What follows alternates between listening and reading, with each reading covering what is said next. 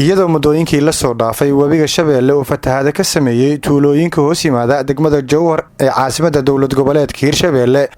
tuulooyinka fatahaadaha uu ku sameeyay wabiga shabelle ayaa waxaa soo kormeeray gudoomiye ku-xigeenka degmada Jowhar dhanka siyaasadda Xabaas Xasan Maxamuud iyo wasiir dowlaha wasaaradda haweenka iyo xuquuqul insaanka shabelle Sacdiye Maxamed Nuur Sacdiye Burus waxayna soo kormeereen tuulada Labiga oo fatahaad ku sameeyay wabiga shabelle waxayna gaarsiiyeen agabkaasi ayaa waxaa ka mid ahaa 500 jawaan oo dadka tuulada ku nool ay ku wareejiyeen waxaana halkaa ka hadlay gudoomiye ku-xigeenka degmada Jowhar Xabaas Xasan Maxamuud gaca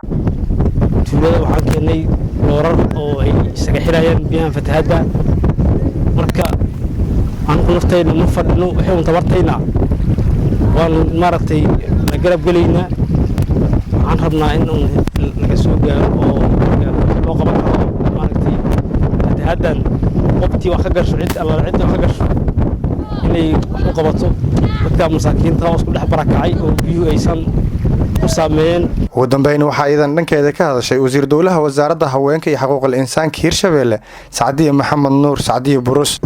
shabelle ahaan wadnihii elboorka oo dowladda shabelle oo elboorka isticmaalaysay wadadeedu waa go'an tahay degmada Mahadaay ilaa iyo degmada Jowhar inta u dhaxayso waa u jeedaan dhibaatada taalo